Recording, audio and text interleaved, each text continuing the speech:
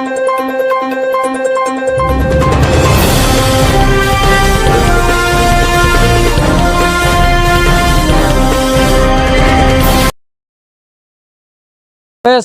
Bharat news channel में आप सभी का स्वागत है। हमारे साथ नगर पालिका परिषद नवाबगंज के नवनिर्वाचित पुनः दूसरी बार सत्येंद्र कुमार सिंह मौजूद हैं, चेयरमैन हुए हैं। हमसे जानना चाहते हैं कि आप किन किन बिंदुओं को ध्यान में रख करके आप चुनाव लड़े जिससे आपको सफलता प्राप्त हुई। महोदय, आपका SKCS भारत न्यूज़ चैनल में बहुत बहुत स्वागत। बहुत बहुत धन्यवाद आप लोगों का, आप मेरा इंटरव्यू मुझे कवर करने आए हैं। सबसे बड़ी बात है महोदय, देखा जा रहा है कि जहाँ लोग पार्टियों से टिकट लेने के लिए बेताब रहते हैं, एड़ी चोटी का जोर लगा देते हैं। आप लगातार पिछली बार भी निर्दल रहे, इस बार भी निर्दल हैं। क्या आपको लगता है कि आप पार्टी के मुहताज नहीं या पार्टी आपको टिकट दी नहीं? नहीं, पार्टी तो बड़ी चीज़ है ना। पार्टी हर व्यक्ति अपेक्षा करता है, क्योंकि निर्दलीय चुनाव लड़ना कहीं भी आसान नहीं होता है। पार्टी का अपना एक बेस होता है, अपना एक वोट बैंक होता है। नहीं मिला टिकट, हो सकता है पार्टी को जिनको पार्टी ने दिया हो मेरे से ज़्यादा उनको अच्छे लगे हो या वो समझ में आए हो। बाकी चुनाव का ये है कि भाई जनता हमसे क्या अपेक्षा करती है। जनता हमसे अपेक्षा करती है कि हम उनके सुख में तो सभी मिल जाते हैं, और सुख में याद ही कौन करता है। उनके दुख में, उनकी समस्याओं में कौन उनके पास तत्काल पहुंच सकता है, कौन उनकी मदद कर सकता है। ये 5 साल मैंने किया है। मैं उनके सुख दुख में दोनों में उपलब्ध रहा हूँ, उनकी मदद की है। और आगे भी 5 साल, जो 2-3 साल कोविड काल में हम लोग काम नहीं कर पाए हैं, उसकी भरपाई करेंगे। बाकी उपलब्धता और सुरक्षा की तो गारंटी है नवाबगंज में। इस बार देखा गया कि सांसद कैसरगंज विष्णु शरण सिंह जी खुल के पिछले चुनाव में आपके साथ थे। इस बार वो स्वयं एक मामले में फंस गए, मामला चल रहा है, तो आपने कैसे फेस किया? उनके गैर मौजूदगी में आपने चुनाव कैसे लड़ा और किन बिंदुओं को ध्यान में रख करके आपने काम किया जिससे आपको सफलता प्राप्त हुई? देखिए, हम लोग हनुमानगढ़ी और राम जन्मभूमि जाते हैं आशीर्वाद लेने, तो क्या भगवान चल करके साथ थोड़ी चले जाते हैं हमारे। उनका आशीर्वाद साथ में आता है। वो हमारे प्रभु हैं, हमारे अभिभावक हैं। उनका कौन? सांसद जी इस क्षेत्र के लिए, इस क्षेत्र के अभिभावक हैं, हमारे भी अभिभावक हैं, तो उनका आशीर्वाद ही बहुत है। वो अदृश्य रूप से भी आशीर्वाद, प्रभु का आशीर्वाद जब भी मिलता है तो क्या दिखता थोड़ी है, वो तो जिसको मिलता है वो महसूस करता है। मैं भी उनका आशीर्वाद महसूस करता रहा, पॉजिटिव एनर्जी मिलती रही और उस एनर्जी के साथ चुनाव लड़ता रहा। तो वो भले यहाँ नहीं थे।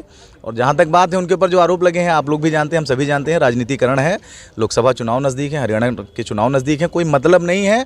हमारे सांसद जी एकदम खरे सोने की तरह निकल करके आएंगे। जितने आरोप हैं जो लोग लगा रहे हैं वो सब फिर मुँह के खाएंगे। महोदय, लोग कहते हैं कि वो चरित्रहीन हैं, तमाम धरने बैठ करके धरने पर वो प्रदर्शन भी कर रहे हैं, तमाम शिकायतें हो रही हैं, तमाम टीवी चैनलों पर बाकायदा कवरिंग हो रहा है। अब आप कह रहे हैं कि भगवान है। हमारे सांसद जी रॉबिन हुड हैं, भगवान हैं, गरीबों के मसीहा हैं।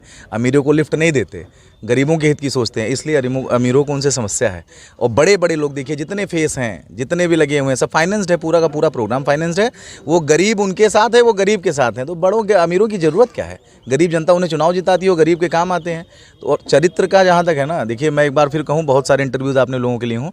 सांसद जी किसी के ऊपर नाराज़ हो सकते हैं, डांट सकते हैं, किसी को हो सकता है नाराज़ हो जाएं तो अपने छोटे बड़े भाई या बेटा समझ करके 2-4 झापड़ मार दें समझाने के चक्कर में।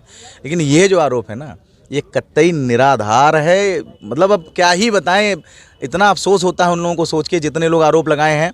मैं स्वयं इस परिवार से इतने नज़दीक से जुड़ा हूँ। वो सारे लोग आते थे घर के अंदर, चाहे वो प्रतीक जी का परिवार हो, करण जी का परिवार हो, नेता जी का परिवार हो, नाती पोते जितने, सबके साथ घुस करके किचन में खाना, फ़ोटो खिंचाना। तब नहीं सांसद जी चरित्रहीन थे, तब नहीं सांसद जी से दिक्कत थी। अगर इतने बड़े दिक्कत थी तो प्रतीक जी के चुनाव में हर कार्यक्रम में, नंदिनी नगर में कुश्ती होती थी, घर क्यों आते थे मिलने, पूरे परिवार के साथ क्यों जाकर के फ़ोटो खिंचाते? और आते थे तो परिवार में शिकायत दर्ज करा देते, क्यों नहीं कराए?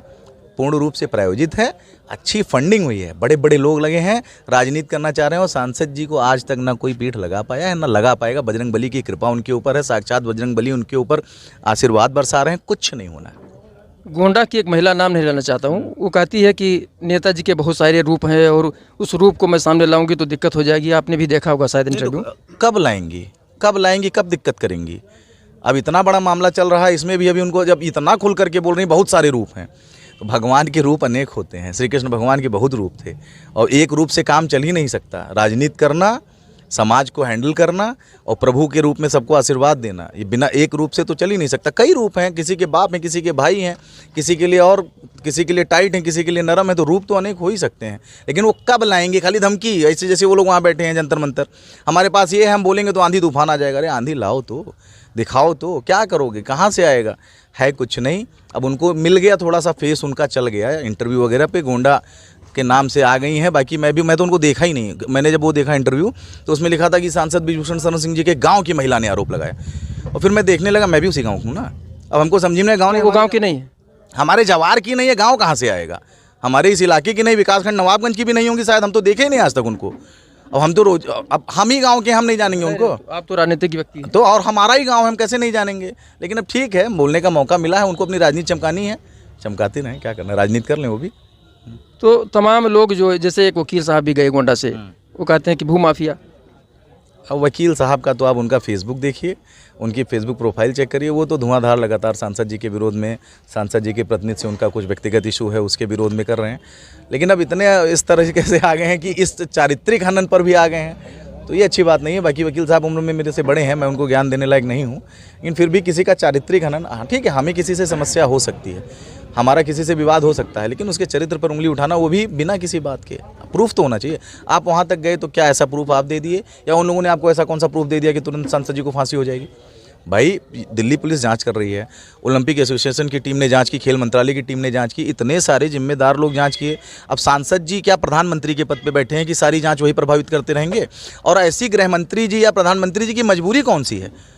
भाई कुलदीप सिंह सेंगर भारतीय जनता पार्टी के विधायक थे, उत्तर प्रदेश में सरकार है, उनके ऊपर जाँच हो गई, बेचारे थे या नहीं थे। तो स्वामी चिन्मयानंद भी, उनके ऊपर भी जांच हुई, हाँ वो भी प्रभावशाली व्यक्तित्व थे। तो ऐसी कौन सी ऐसी मजबूरी फंसी है?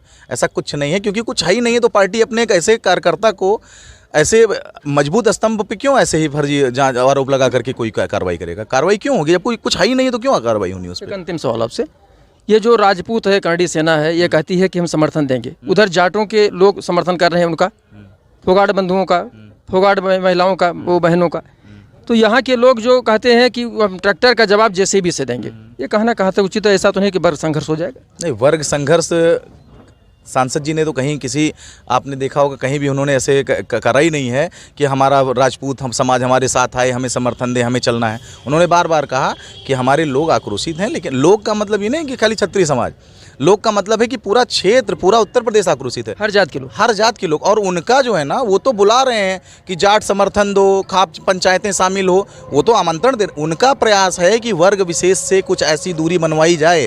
क्षत्रिय समाज में इस तरीके का नेता की कोई अपील नहीं है, ना उन्होंने ऐसा, उनके साथ सर्व समाज है। अब चूंकि वो क्षत्रिय समाज से, राजपूत समाज से बिलोंग करते हैं, तो समाज का प्रेम उनके प्रति, भाव उनके प्रति है, तो वो लोग अपना भाव दर्शा रहे हैं। लेकिन सांसद जी की ऐसी कोई मनसा नहीं, अगर होती मनसा तो अब तक दिख जाता वहाँ। देश संविधान से चलेगा, ऐसे में शरीयत और खाप पंचायत का क्या मतलब है? इस पर क्या कहेंगे? कोई मतलब नहीं है, जंतर मंतर पे बैठ करके नियम थोड़ी बनाएंगे, संविधान थोड़ी बनाएंगे। देश संविधान से चलेगा, सुप्रीम कोर्ट के संज्ञान में मामला है, दिल्ली पुलिस जांच कर रही है। अब वहाँ पर जो विनोद फोगाट, बजरंग पुनिया बैठे हैं, पहले तो तने हुए थे करेले की तरह कि कुश्ती संघ तो सब यहीं हैं, हम ही बैठे हैं, हम ही सारे संघ हैं, कुछ नहीं। उनको सिर्फ और सिर्फ ये चुके हुए पहलवान हैं, कैरियर समाप्त हो चुका है, कुछ बचा नहीं है, नए लड़के पटक रहे हैं गमागम। तो अब ये सोचते हैं कि अगर हम ट्रायल्स में जाएंगे तो वहीं से कंपटीशन में नहीं जा पाएंगे।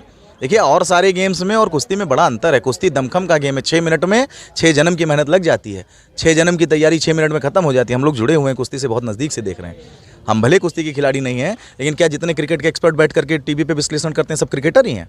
अध्ययन किया है, हम लोगों ने भी देखा है, कुश्ती बहुत अच्छी तरीके से जानते हैं। और बजरंग पूनिया को, विनेश फोगाट को, साक्षी मलिक को, मेरे पास 20 फोटो मेरी खुद की उनके साथ पर्सनल हैं, इतने नज़दीक से देखा है। जब थे वास्तविकता थे, देश के लिए काम किया है, अब नहीं है, अब धीरे धीरे खत्म हो रहे हैं। का समय होता और कुश्ती में बड़ा कम समय होता है। कुश्ती चूंकि दमखम का गेम है, 18 साल का जो रहता है वो, और जब 25 साल आते आते 18 साल वाला पटकने लगता है, और 28 आते आते वो चूक जाएंगे। अब उनकी एज हो गई, क्या लड़ेंगे वो लोग? कुछ नहीं लड़ पाएंगे। जैसा कि आपने देखा, हमारे साथ नगर पालिका परिषद नवाबगंज के चेयरमैन सत्येंद्र कुमार सिंह ने विवाद से बात किया, उसके लिए बहुत बहुत धन्यवाद। Bureau report S9 Bharat.